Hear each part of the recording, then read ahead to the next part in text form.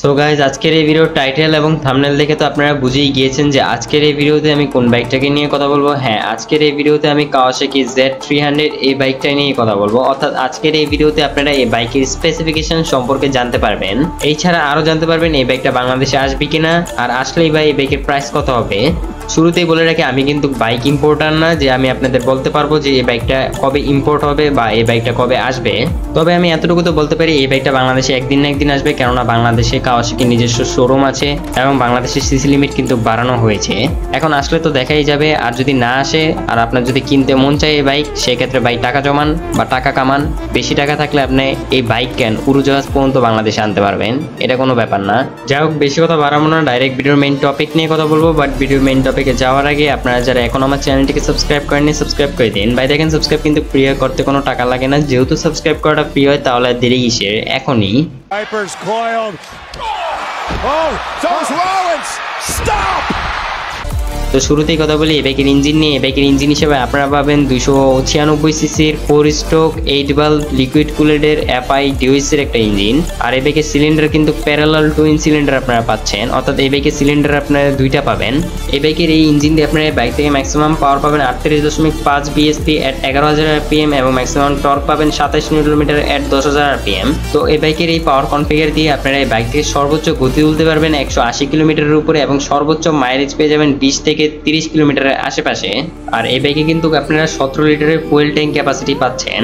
তো ইঞ্জিনের পর এখন কথা বলি এই বাইকের টায়ার এবং ব্রেক নিয়ে। এই বাইকের ফ্রন্ট হুইলে আপনারা 110/70 সেকশনের টায়ারের সঙ্গে 290 মিলিমিটারের ডিস্ক পাবেন এবং রেয়ার হুইলে আপনারা 140/70 সেকশনের টায়ারের সঙ্গে 220 মিলিমিটারের ডিস্ক পাবেন উইথ ABS। অর্থাৎ এই বাইকে আপনারা ডুয়েল চ্যানেল ABS পাবেন। আর ডুয়েল চ্যানেল ABS থাকলে একটা বাইকে কি কি সুবিধা পাওয়া যায় সেটা তো আপনারা আমার তুলনায় ভালো জানেন।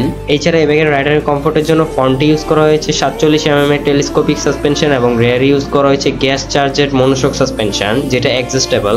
আর এই বাইকে আপনারা ফুললি LED এর সেটআপ পাবেন, অর্থাৎ এই বাইকের হেডলাইট, টেল লাইট, ইন্ডিকেটর সবগুলো আপনারা LED এর পাবেন। এই বাইকে স্পিডোমিটার হিসেবে ব্যবহার করা হয়েছে সেমি ডিজিটাল একটা স্পিডোমিটার, অর্থাৎ এখানে আপনারা অ্যানালগ মিটারও পেয়ে যাবেন এবং ডিজিটাল মিটারও পেয়ে যাবেন। এই স্পিডোমিটার দিয়ে আপনারা এই বাইক থেকে সকল ইনফরমেশন জানতে পারবেন। এই বাইকে হ্যান্ডেলবার হিসেবে পাইপ হ্যান্ডেলবার ব্যবহার করা হয়েছে, এটা কমফোর্টেবলের জন্য অনেক বেস্ট। সিট হিসেবে থাকছে স্প্লিট সিট। কমফোর্টেবলের দিক দিয়ে এই বাইকের সিটিং পজিশনও ভালো। এখন একটু কথা বলি এই বাইকের বডি ডাইমেনশন নিয়ে। এই বাইকের length 2015 millimetre, height 1025 millimetre, seat head 785 millimetre এবং গ্রাউন্ড ক্লিয়ারেন্স 145 মিলিমিটার। তো এই তো ছিল এই বাইকের স্পেসিফিকেশনের বিষয়। এখন কথা বলি এই বাইকের প্রাইস নিয়ে। এই বাইকের প্রাইস ইন্ডিয়াতে 3,25,000 রুপি, যেটা বাংলাদেশে গিয়ে আসলে দাঁড়াবে প্রায় 5,50,000 টাকার উপরে।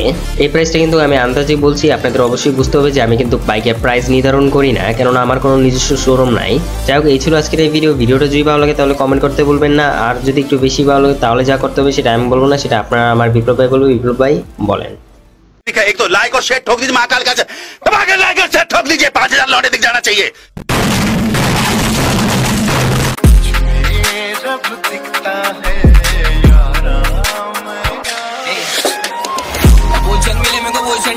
आगे मचा बोले रिस्क, डरेंगे बढ़ने से आगे में मेरा का ही पावर काम